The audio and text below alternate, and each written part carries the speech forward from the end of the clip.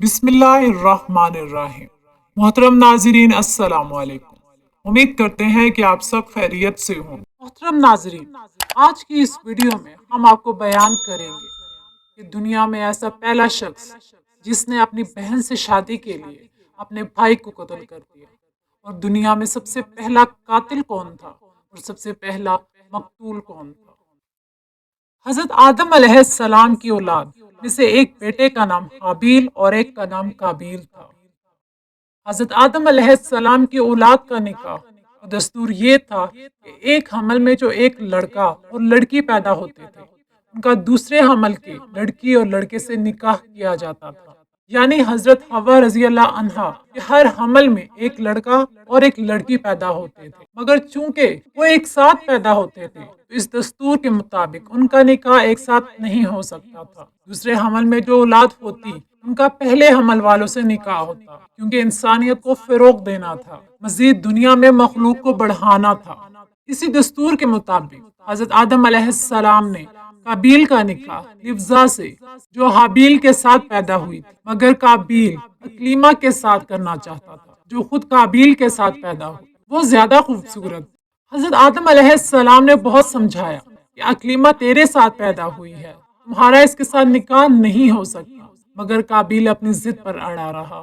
تو پھر آخرکار حضرت آدم علیہ السلام نے قابیل اور حابیل سے کہا کہ تم دونوں اللہ تعالیٰ کی راہ میں اپنی اپنی قربانیاں پیش کرو، جس کی قربانی قبول ہوگی وہی اکلیمہ کا حقدار ہوگا۔ اور اس زمانے میں قربانی قبول ہونے کا طریقہ یہ تھا کہ جب اپنی اپنی قربانی پیش کرتے تھے تو آسمان سے آگ آ کر اسے گویا کھا لیا کرتی، جلا دیا کرتی، اور وہی اس کی قبولیت کی نشانی ہوتی۔ چنانچہ قابیل نے گیہوں کے کچھ بالیں اور حابیل نے ایک بکری قربانی کے لیے پیش کی۔ جب دونوں نے اپنی اپنی قربانی رکھ دی تو آسمانی آگ نے حابیل کی قربانی کو کھا لیا اور قابیل کے گیہوں کو چھوڑ دیا۔ اور اب اس بات پر قابیل کے دل میں بغض اور حسد پیدا ہو گیا، اور اس نے حابیل کو قتل کرنے کی ٹھان لی، اور اس نے حابیل سے یہ کہہ دیا کہ میں تجھ کو قتل کروں گا۔ تو حابیل نے قابیل سے کہا کہ قربانی قبول کرنا یہ اللہ تعالیٰ کا کام ہے، اور اللہ تعالیٰ متقی بندوں کی ہی قربانی قبول کرتا ہے۔ اگر تم متقی ہوتا تو تیری قربانی بھی قبول ہوتی۔ ساتھ ہی حابیل نے یہ بھی کہہ دیا کہ اگر تو میرے قتل کے لیے ہاتھ بڑھائے گا میں تجھ پر اپنا ہاتھ نہیں اٹھاؤں گا، کیونکہ میں اللہ سے ڈرتا ہوں، اور میں یہ چاہتا ہوں کہ میرا اور تیرا گناہ دونوں تیرے ہی پلے پڑے اور تو دوزخی ہو جائے، کیونکہ بے انصافوں کی یہی سزا ہے۔ آخرکار قابیل نے حابیل کو قتل کر دیا۔ باوقت قتل حابیل کی عمر 20 برس تھی، اور قتل کا یہ حادثہ مکہ مکرمہ میں جبل سور کے پاس یا جبل ہیرا کی گھاٹی میں ہوا۔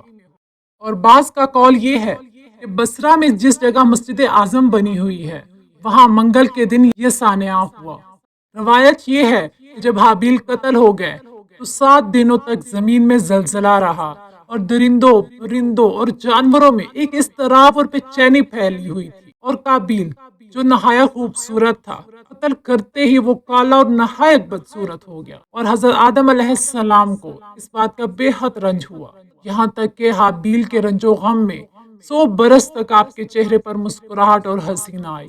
حضرت آدم علیہ السلام نے شدید غضبناک ہو کر قابیل کو پھٹکار کر اپنے دربار سے نکال دیا، اور وہ بد نصیب اکلیمہ کو ساتھ لے کر یمن کی سرزمین عدن چلا گیا۔ اور وہاں ابلیس اس کے پاس آ کر کہنے لگا کہ حابیل کی قربانی کو آگ نے اس لیے کھا لیا کیونکہ وہ آگ کی پرستش کرتا تھا، لہٰذا تم بھی آگ کی پرستش کرنا شروع کر دو۔ اب قابیل نے گویا آگ کی پرستش کے لیے ایک عبادت گاہ بنائی، اور اس نے اس کی پوجا شروع کر دی۔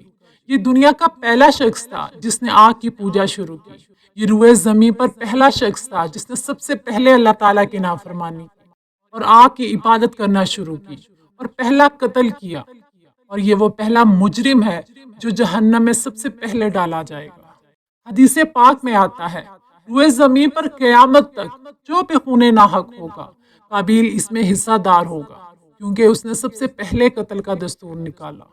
اور قابیل کا انجام یہ ہوا کہ اس کو ایک لڑکے نے جو کہ اندھا تھا پتھر مار کر ہلاک کر دیا، اور یہ بدبخت نبی زاد ہونے کے باوجود آگ کی پرستش کرتے ہوئے کفر و شرک کی حالت میں اپنے ہی لڑکے کے ہاتھوں مارا گیا۔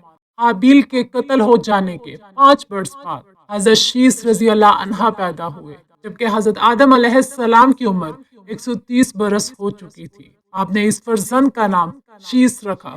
حضرت آدم علیہ السلام نے جو 50 صحیفے جو آپ پر نازل ہوئے، آپ علیہ السلام نے حضرت شیس رضی اللہ تعالی عنہ کو ان کی تعلیم دی اور ان کو اپنا خلیفہ اور جانشین مقرر کیا اور ان کی نسل میں خیر و برکت ہونے کی دعائیں مانگی۔ قرآن مجید میں اس واقعے کا ذکر سورۃ المائدہ میں آیت نمبر 27-30 میں آیا ہے، جس کا ترجمہ ہے، اور اے حبیب انہیں آدم کے 2 بیٹوں کی سچی خبر پڑھ کر سناؤ۔